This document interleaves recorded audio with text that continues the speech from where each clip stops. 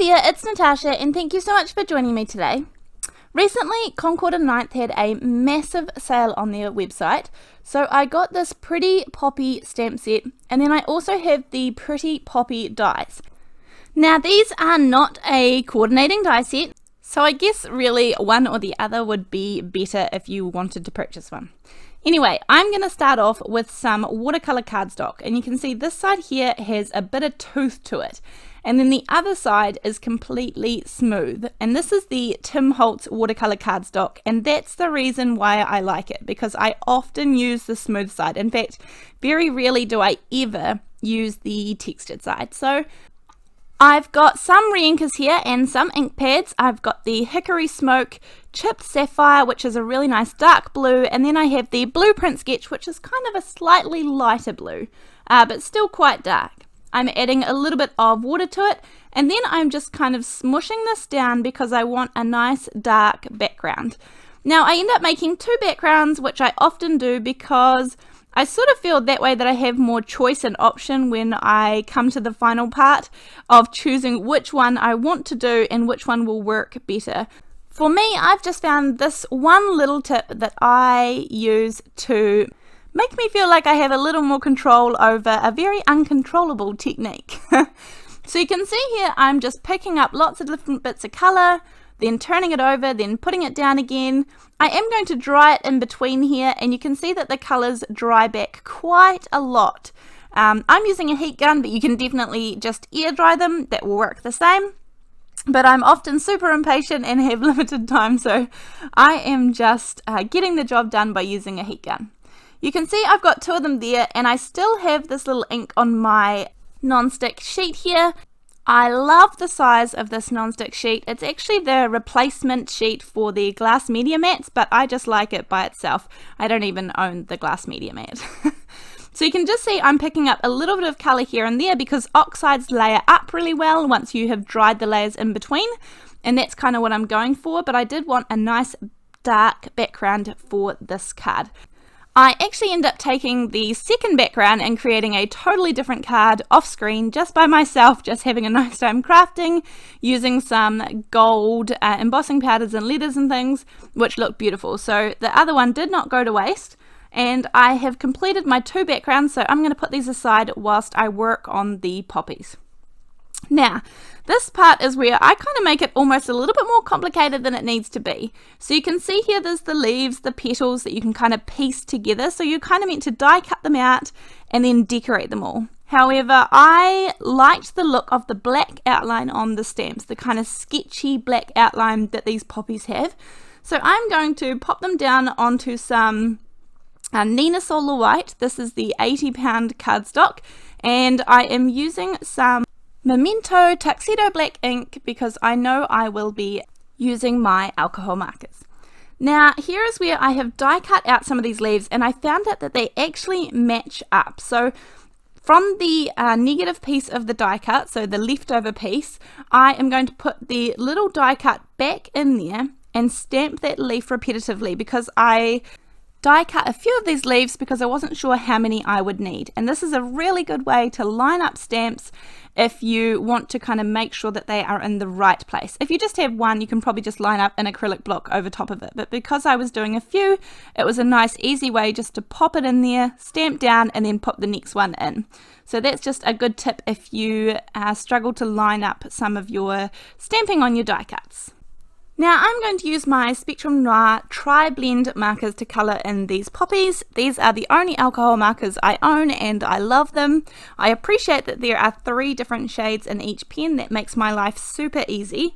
So I am just using the red one to colour in these poppies, and I am no alcohol marker artist.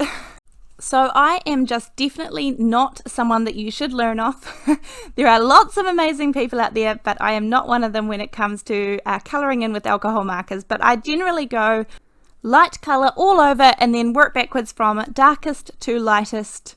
And I'm pretty happy with how these turned out, but you don't even have to use alcohol markers. You could use any sort of colouring method that works well for you. Just do what is easiest and that you enjoy doing. That's what's important about card making and crafting in general. I am going to colour in all of these leaves, and I end up using a couple of kind of greeny blues in the end to create the look that I was after. I was not worried about keeping my colouring within the lines for the poppies because I knew that I would be fussy cutting them out. The dies do not work for those, obviously, because the dies are kind of meant to be standalone dies, and they create a 3D kind of looking poppy. What I did do is cut out a couple of each poppy, and I cut out the different layers there that you can see. I did that with both the one that's kind of facing to the side and the open full poppy that you can see. That way it just creates a little bit more dimension on the card and not quite so flat. So now we're going to go back to the card base, and I'm going to heat emboss the sentiment on there. There is a beautiful big thank you sentiment which I'm going to put on the front using some silver embossing powder. Now, just because I'm using this poppy stamp set, I will link everything down below in case you're interested. However, this would work for obviously any flower stamp set or die set that you have, just using the same basic layout, but using the tools and supplies that you guys have at home already. So it's kind of more the idea of the layout rather than the actual products that I'm using.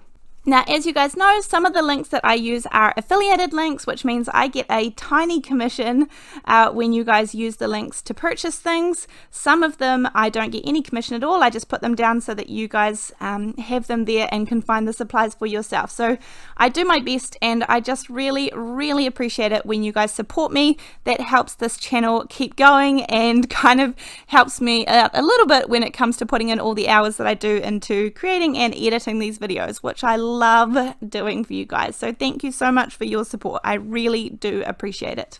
Now, once I have heat embossed the sentiment, I'm using a Zig 2A glue pen, so just any glue pen, and I'm just making some random dots and spots and little bits and pieces on my background because I really like that silver embossing powder, and I just want to incorporate it a little bit more into the background of my card. So I believe you can even do this with water. You just need the embossing powder to stick for a little bit until you get it melted with your heat gun. But I find I get the best results when I use some sort of glue pen or something. But yeah, so that's what I used here, just a little glue pen. And that kind of finishes off creating my background. Now, also in this stamp set, there was a really lovely little stamp that I wanted to include on the inside of the card. So I'm going to be using some VersaVine Onyx Black ink to stamp just right in the center of the inside. And on the front it says thank you, and then in the middle it's going to say, "To me, you're as lovely as can be." So I really like that one. I'm going to attach my card front onto my card base. It's a 110 pound Nina Solar White card base. And I have trimmed down my card front to measure 4 by 5 1/4 so that there is a tiny little border going around the outside, which is what I really like doing when card making. So now it's just a matter of sticking things down. So nothing is stuck on at the minute. I've just glued down that main stem, and then the poppy is also going to be nice and flat. Then I'm going to create the other little poppies. So this is tiny wee bud that's going to go off the side. And again, I'm just using some liquid glue to glue them down flat. I'll add dimension in just a minute. And the liquid glue in this case is the Reinker Multi-Medium in the matte finish. And the reason that this is my favorite glue is because when it dries completely clear with no marks or no sign of the glue. So that means if it spills out the side or it squirts out a little bit when you're pressing down your little item, you cannot see that glue when it's all dry. So that's the main thing for me. Or if I decide to shift an item around a little bit, so that works really well. But to each his own, and everybody has a different favorite glue. Just use what works for you. So I've put this extra little poppy here off to the side, and again this one is going to be nice and flat just with some liquid glue to adhere it down.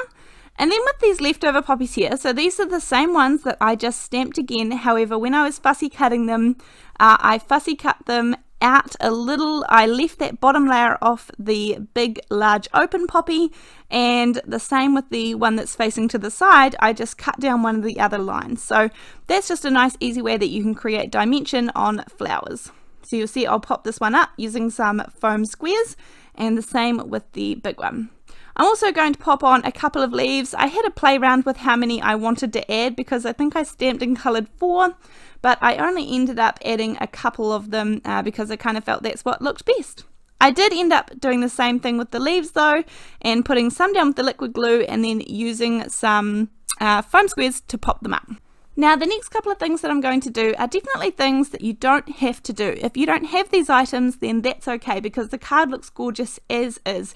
However, sometimes I can't resist just adding a little bit more. So I have the glaze pen, which I have had for quite a while, and then a little bit more new to me are the Stardust pens, which I saw Jennifer Maguire use in a video, and so I purchased a couple of those. This one creates kind of a really nice glitter, almost transparent with just the glitter left, but it does leave a little track. But here you can see the glaze pen is a little bit dimensional. It definitely doesn't dry flat, but it does leave an amazing shine and a nice dark rich black colour. So I put that on the center of the poppy so you can see the gorgeous shine that it's got there, and then I'm going to use the Stardust pens just to go around the poppies and around a few leaves. And kind of when you're looking at it directly on, you can't see the shine or the shimmer, but when you turn the card or you're moving the card, you can see it much better. So I'll give you a close-up of that in a minute. Thank you so much for joining me today. I really appreciate it. I hope you enjoyed this card and can use this as inspiration to recreate something on your own. Thank you so much for joining me, and I look forward to seeing you in the next video. Thanks, bye!